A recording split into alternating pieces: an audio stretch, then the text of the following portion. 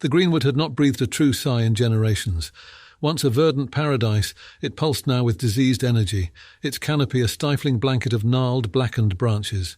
The whispers of its corruption had slithered from village to castle for years, fueling fear and gnawing at hope. Commander Ilara surveyed the forest's edge, her stomach a knot of dread and resolve. Her hand tightened on the pommel of her sword, weathered leather offering little comfort against the forest's malevolent gaze, an archer for the king, a protector of the realm, yet this foe dwarfed any she had faced.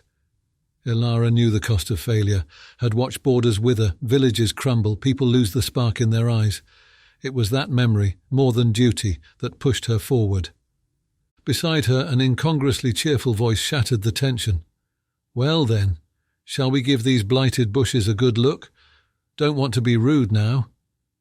Finian, a ranger with an untamable mop of red hair and a grin that defied circumstance, hefted his worn pack. Grudgingly, Ilara had to admit his presence was a necessity. Trackers were useless in this warped terrain.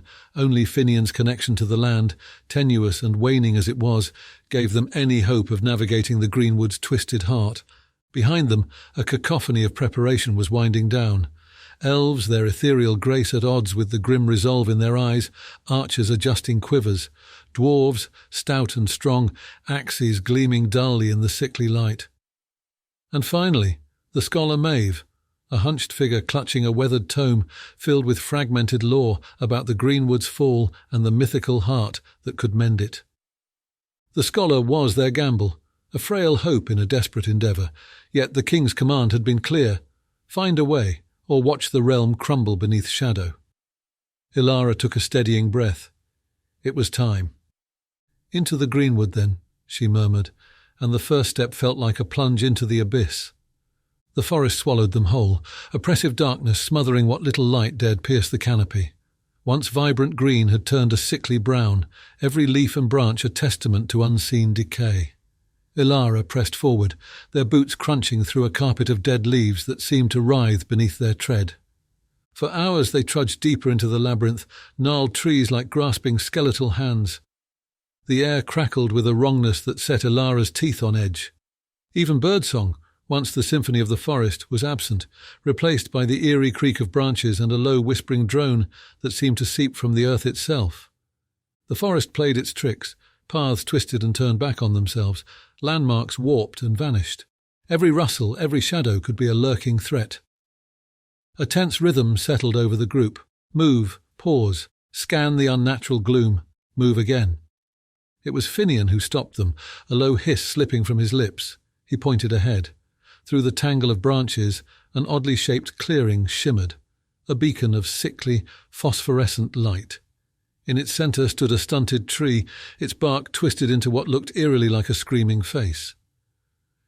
"Well, that doesn't look welcoming," Finian muttered, his habitual flippant tone finally faltering. "What's your sense of it?" Ilara asked, eyeing the clearing with distrust. "Warped, corrupted to its core," the ranger murmured. "But there's another thread woven in, something ancient. I can't place it." Maeve, who had been hunched over her tome, now squinted at the clearing. Could this be an old one?" she asked, her voice hushed with a mixture of fear and academic fascination. The elves stirred, gazes turning towards their leader, the elven Captain Caelan. He stood tall, his face an unreadable mask. "Old ones are children's tales," he dismissed. Elves held a healthy distrust for remnants of the world's ancient magic. "Perhaps here such tales hold truth," Maeve countered, her eyes bright with stubborn determination. Ilara weighed their options. The path behind them offered only an endless, twisted maze. The clearing ahead pulsed with an ominous energy, but it was the only sign of change, of perhaps a direction amidst the suffocating sameness. "We take a closer look," she decided. "Archers, ready." They approached the clearing with the stealth of hunters stalking dangerous prey. Elven archers fanned out, arrows nocked, eyes darting between the shadows. Dwarves advanced in a tight formation, axes held high. Ilara and Finian moved through the centre, their senses straining to pick up any hint of ambush.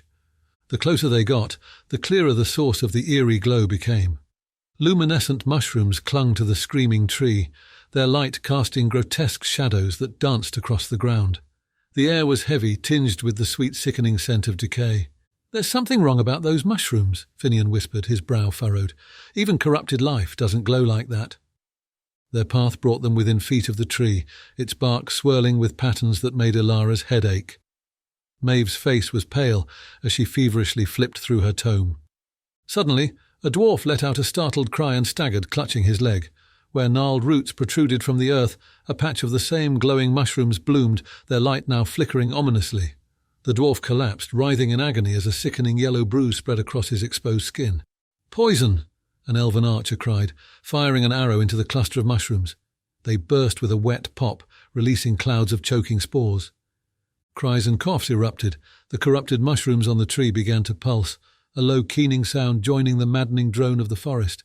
From within the shadows of the clearing, answering cries pierced the air, harsh and guttural. "Ambush!"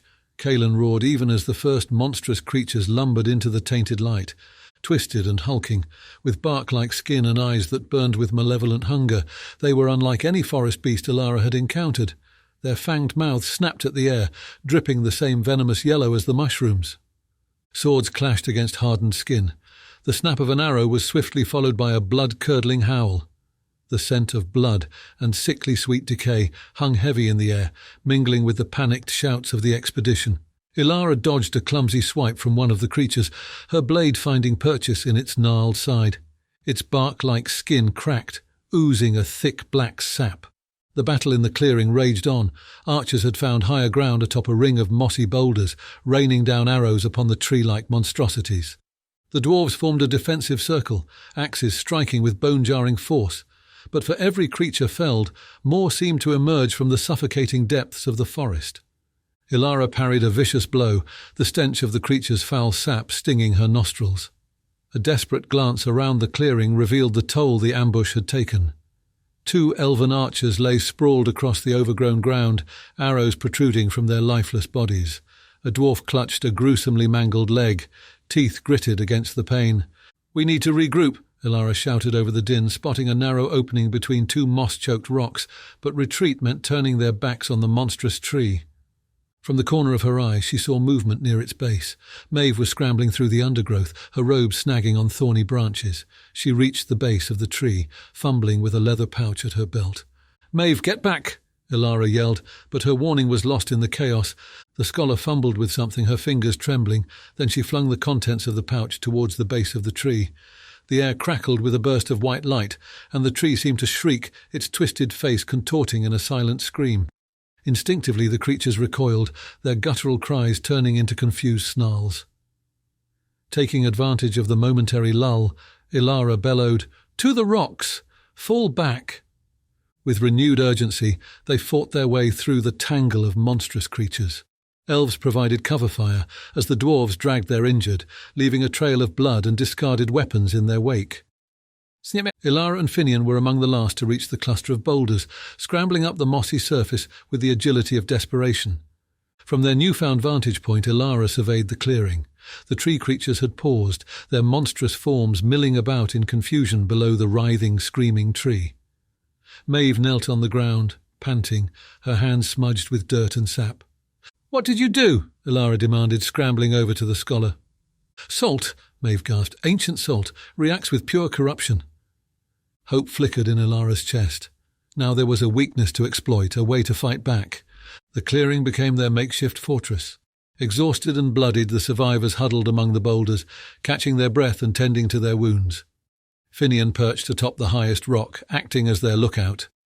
"More of them coming," he called down grimly. "This was just the welcoming party." Ilara surveyed the injured. Wounds festered, the poisoned yellow tinge spreading alarmingly. "We need to stem this corruption," she said, urgency lacing her voice. "Maeve, can that salt you used be replicated?" The scholar nodded weakly. "With the right herbs? They might be rare, but Finian knows this forest." The ranger, hearing his name, gave a wry grin. "Looks like I'm going shopping for some thorny weeds," he said, a hint of his usual cheer breaking through the despair. With their mission renewed, they divided their forces. Ilara, Kaelin, and the remaining able fighters held the perimeter, their weapons a shield against the encroaching monstrosities. Maeve, aided by those lightly wounded, set about concocting a potent brew from whatever herbs Finian could find. He vanished into the undergrowth, his ranger's skills their only hope of finding the ingredients before the poison took its toll. The tree creatures grew bolder, testing the perimeter, their lumbering forms unsettlingly agile amidst the overgrown terrain.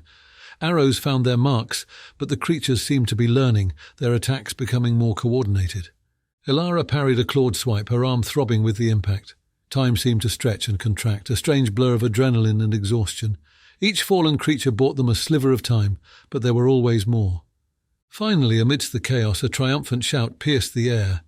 Finian emerged from the forest, his arms laden with leafy bundles. He clambered up the boulders with breathless haste, dropping the herbs by Maeve's side. "Don't know how long it'll hold," he admitted, a sheen of sweat on his brow, "but it should slow the poison and make those beasties think twice." Maeve worked with a frantic intensity, born of desperation.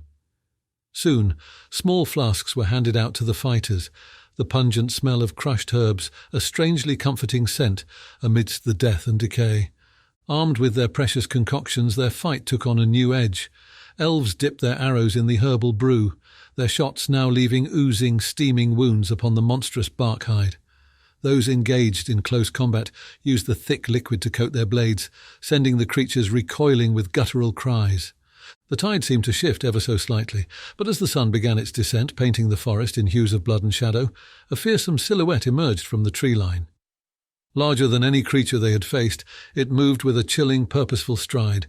Its eyes burned like twin embers, and its twisted form seemed crowned with thorny branches. "The Alpha!" Finian hissed, voice tinged with dread. "Maeve, what about the salt?" The scholar shook her head, her face etched with exhaustion. "Not enough. We were only meant to buy time." Ilara watched the Alpha approach, its every step a tremor through the ground. The creatures parted before it, instinctively recognizing their leader. It stopped before the clearing, a mountain of corrupted wood, and roared. The sound echoed through the forest, a call of rage and domination. From all directions the creatures surged forward. This was no longer a skirmish. This was a final, desperate stand. Ilara met Kaelin's eyes, the elven captain's stoic expression mirroring her own grim determination. They fought back to back, their blades a blur against the onslaught. Dwarves bellowed their war cries, axes flashing in the dying light. The hiss of the elves' poisoned arrows filled the air, along with howls of pain and the sharp crack of breaking wood. The boulders became their island in a sea of monstrous forms.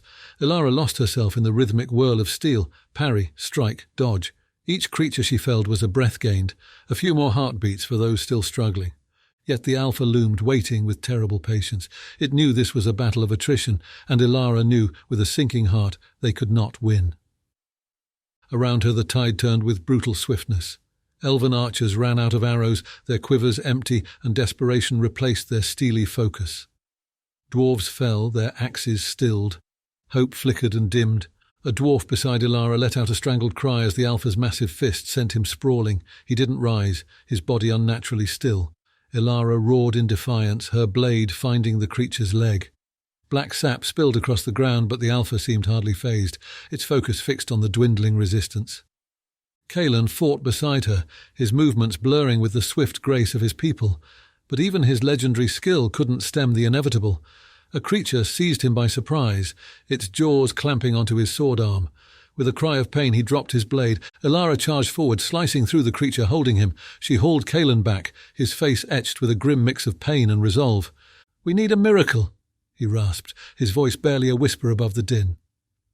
Finian, perched on a boulder, let out a mirthless laugh. Miracles are in short supply, but maybe, just maybe...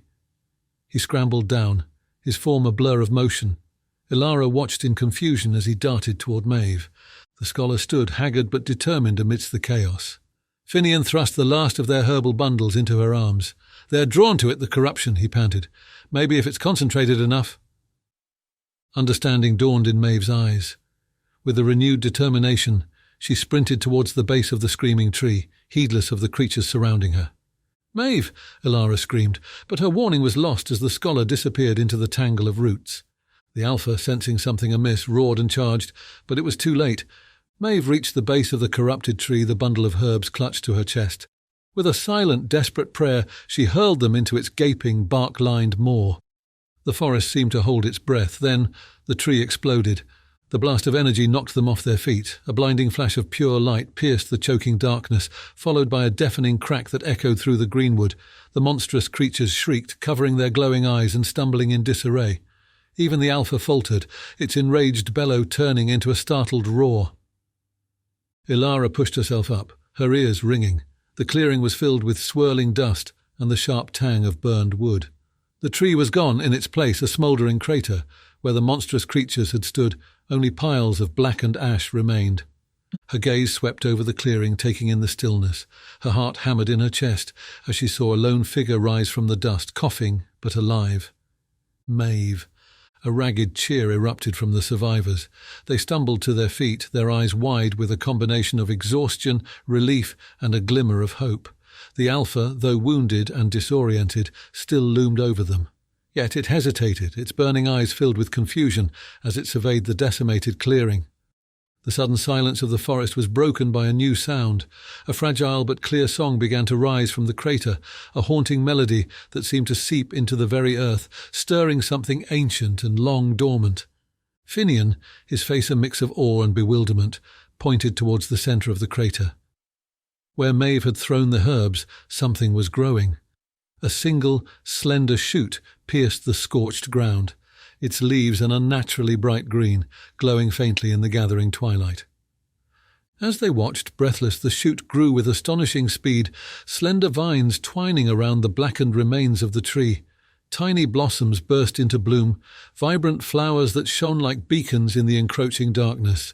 The alpha roared in fury, charging towards the crater, yet as it crossed the line of blossoming vines, it faltered, its bark-like skin steaming where the flowers touched. With a final, anguished cry, the creature staggered back, its form dissolving into smouldering ash. The clearing pulsed with a strange, vibrant energy. The song grew stronger, resonating through the forest, pushing back the oppressive darkness. The corrupted trees swayed, their gnarled branches seeming to soften. Tiny buds bloomed across the decaying leaves, their soft glow bathing the forest in an ethereal light. Ilara stared, wonder and hope battling against the exhaustion that threatened to drag her down. Had they truly done it? Had they found the heart, awakened it from its slumber? From the centre of the crater, the glowing plant reached skyward, its vines snaking outward in a wave of vibrant life. As it touched the other trees, the corruption recoiled like a receding tide, leaving behind a forest transformed. The ranger, Finian, was the first to find his voice. "Well, bless my old boots," he whispered. "Looks like the Greenwoods finally got a heartbeat again." One by one, their battered group stumbled towards the growing plant. Elves touched the newly blooming leaves with reverence. Dwarves wiped away tears of relief. Humans and scholars alike looked on in wide-eyed wonder. When the plant reached its full height, it resembled a young sapling, but its leaves shone with an inner light and its blossoms pulsed with the song of restoration. Ilara knelt before it, her fingers ghosting over one of its velvety petals. It felt warm, alive and thrumming, with an energy that mirrored the pulse of her own weary heart. Caelan, his injured arm in a sling, stepped beside her. "Perhaps," he said softly, "it is not the heart itself, but the seed from which a new heart will grow." With gentle care, the elves gathered the precious blossoms. These would be carried far and wide, their pollen spreading across the land, bringing healing and hope to the places scarred by the Greenwood's corruption. Their journey home would be long, fraught with lingering dangers and the task of rebuilding. But as Ilara stood amidst the rejuvenating forest, an unwavering certainty echoed within her. The realm had been granted a second chance, a chance to heal and rediscover balance. The Greenwood was no longer a place of fear, but a symbol of resilience. Word of their quest spread like wildfire, igniting a flicker of hope within the hearts of people long accustomed to encroaching shadows. Their return to civilization was not a victory march, but a weary procession of the wounded. Yet their heads were held high, for they had looked into the abyss and found something more than despair. They'd found the seeds of courage and the unwavering will to fight for the light. Finian, ever the storyteller, wove their tale into a ballad, its haunting melody filling taverns and echoing in the halls of kings. Their ordeal was not a secret whispered in hushed tones, but a battle cry echoing across the realm. Maeve's weathered tome filled with new notations, detailing the healing properties of the plants reborn within the Greenwood, Scholars flocked to her side, eager to unlock the secrets of this ancient magic. Ilara trained a new generation of rangers and protectors, instilling in them respect for the delicate balance of the natural world. Her weathered sword hung above the mantle, its blade etched with the lessons learned in a battle for the heart of the land. The dwarves' axes echoed in the revitalized forest, but their strikes were measured, respectful. New mines were opened, not scars upon the land, but gateways to its treasures, shared in careful harmony with the Greenwood. The elves, their connection to the forest renewed, found their ancient songs again. Their voices blended with the rustle of leaves and the whisper of the wind, reminding all who listened of their symbiotic bond with the living world. The sapling born from Maeve's sacrifice thrived, a testament to the Greenwood's rebirth. Though the forest bore the scars of its ordeal, it pulsed with a renewed energy, a reminder that even in the darkest depths, life persists and finds a way. Scars remained within them all. There were fallen companions to honour, wounds that went deeper than the flesh. Yet they had survived. They had endured, they had found light in the heart of darkness. That perhaps was the greatest legacy of all. The story of the heart of the Greenwood did not end with a single heroic battle. It was a tale spun across generations, a constant struggle to balance progress and preservation, a reminder that the true strength of a realm lay not in dominance but in harmony, and that even the smallest of acts born of courage and sacrifice could have consequences that echoed through time.